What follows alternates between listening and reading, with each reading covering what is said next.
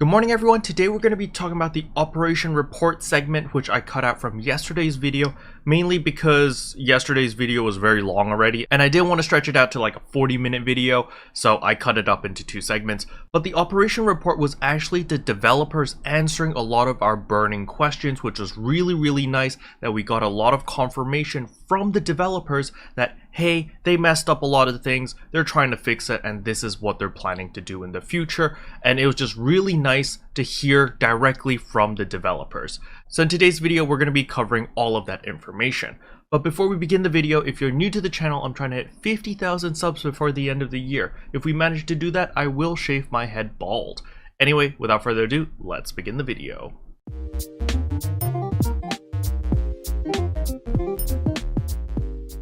Next up, I want to talk about the ARC's operation report. This is the part where the devs were like, yeah, we messed up, but this is what we're doing to fix things, alright? So the first question pointed out was, please tell us the roadmap from here on out, because a lot of people are very confused on, yo, when are we getting a big update? We're just getting like drip fed all this garbage, where's like the big content? So this is the official reply that the devs gave us. It's, we have released the roadmap in the information program before the game launched. However, since we didn't show it in the program after launch, it seems like there are quite a few people who didn't know about it. That is something we should have considered. Furthermore, we have not provided sufficient information regarding the direction of upcoming PSO2 NGS updates, causing some of our players to feel uncertain. We sincerely apologize.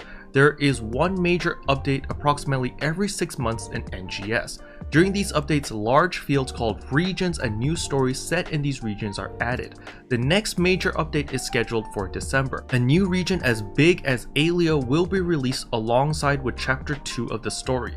During the period of these major updates, our objective is to work on player-related expansions, new quests, seasonal events, and minor system improvements and additions.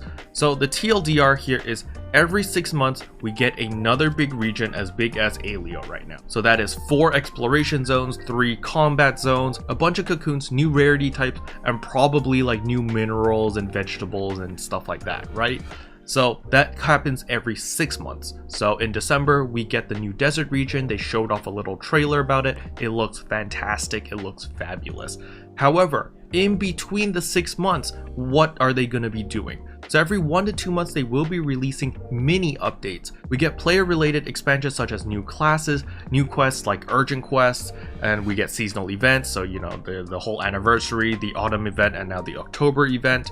And then there's some minor system improvements. So, you know, these are like bug fixes and stuff like that. So in between these 6 months, big content drops. It's kind of just like, yeah, this is pretty much what we're getting, so don't expect too much. So this is just to temper our expectations. However, what I really liked was this question right here.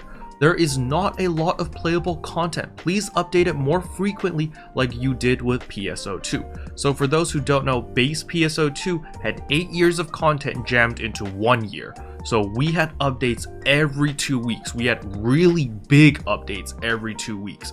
So it was pretty insane. We're getting new weapon series, new weapon types, armor upgrades, new urgent quests. Like every 2 weeks was basically everything you farm for is now irrelevant. Now we need to farm for the next best thing. So there was this constant cycle of unending content and we were always chasing for the next best thing.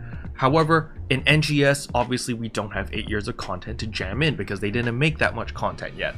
But this is the official reply that they said. The difference in frequency and updates between NGS and PSO2 is as I described before. However, the dev team also thinks that the small range of playable content in PSO2 New Genesis is a big problem. They have taken your feedback and will make some significant changes based on that. Planning and production is already underway for higher volume of content to come out in updates after December so that our players can enjoy the game even more. While we need some time to solve this problem, we do plan to further enrich the game, so we ask for your patience. So this is really good news. They admit that, hey, we messed up, we're sorry, we're working on it, it's already in planning and production. and we will fix this problem. But they also temper our expectations, saying that these updates will be coming after December, alright? So the December update is not some magic pill that's gonna solve everything, but we will get a new region as well as new urgent quests and new weapon rarities and all that jazz, so it should keep us busy for a short while, but it's not gonna solve the issue of, hey, we don't have enough content to do, right? This is something that they know is a problem and they're gonna be working on it, and all they ask is to be patient and give them time. So you know, I'm a very positive person. I'm very happy to wait. I just needed to hear Sega say that, yo, we know we messed up. Hey, we are working on things. Don't worry about it. That's really all I needed to hear. Just Sega saying that, yes, we're working on it. We know this is a problem, right? So I'm very, very happy about this. So very good, Sega. Well done. Next up is also super duper cool. Urgent quests spawn spontaneously, so sometimes I don't make it in time. Could you address this, such as increasing the spawn rate for urgent quests? PSO2 New Genesis was originally designed with the intention for players to play mainly in the open field and enjoy the spontaneous urgent quests and gigantic fights.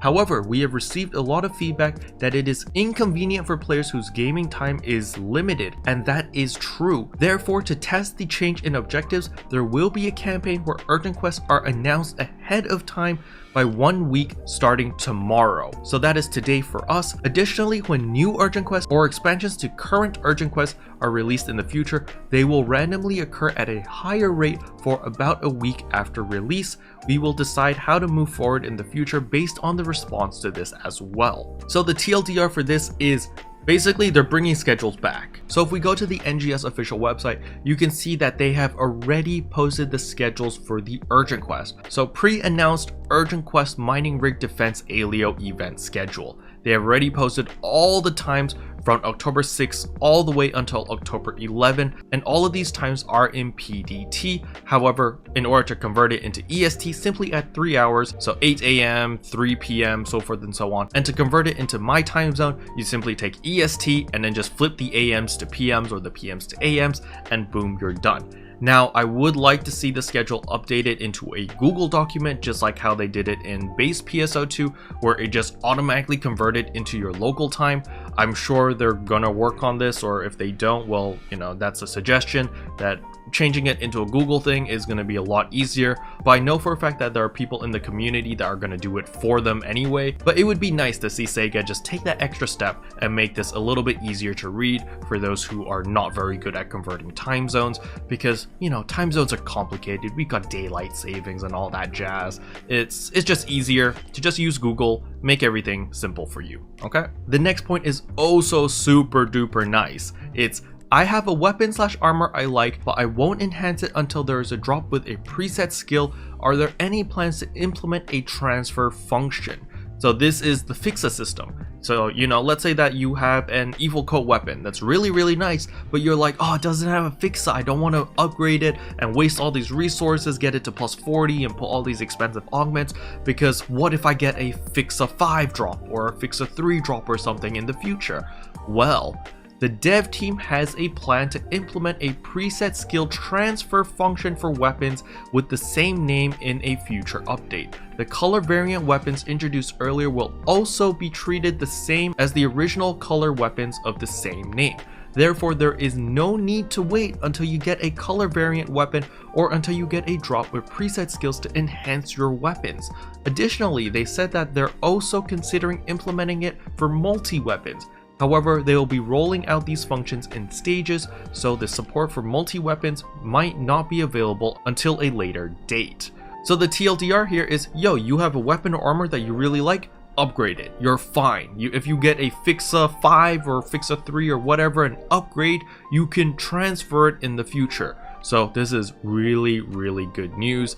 I don't know when it's going to be implemented. They never specified here, but just know that the dev team does have plans to implement this, which is really, really nice.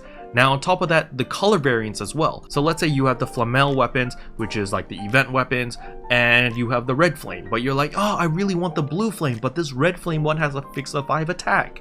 It's fine, you can upgrade it all the way to plus 40, throw in all your augments, and when you do get the blue color variant weapon to drop, you can simply transfer it over, boom, now you've got a blue flamel weapon with Fixa 5 attack and all of your augments, and you're good to go.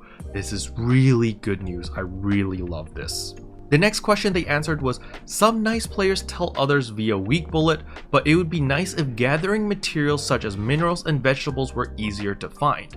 I personally don't have this problem because I've memorized my mining routes, but I do understand that, sometimes I'm looking for this very specific ore, or this very specific vegetables, or a lobster or something, right? Well, the dev team plans to include an expansion to the Sonar Function, an improvement that will make gathering materials easier in a future update. It will also be possible to filter the search to gathering materials you're aiming for, such as meat only, red containers only, etc. This is huge.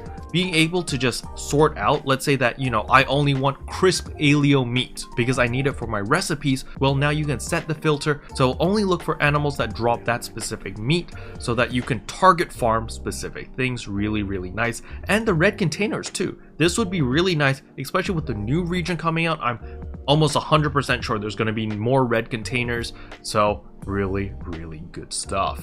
Now the last point over here was only targeted towards the global livestream. The Japanese livestream did not get this question, but discriminatory remarks appear in chat or via symbol arts and make me very uncomfortable. Will we be able to fine-tune options for remarks made by other players? We have confirmed that some users made obscene symbol arts and have made discriminatory remarks in chat. Sega does not tolerate this kind of behavior, and we are working daily to counter these toxic players. As a countermeasure, options to toggle display for each chat category will be implemented in the October 13 update. Additionally, you will also be able to toggle display for symbol arts for each category as well. Please give it a try. We apologize for the late response. We will continue to address these problems moving forward.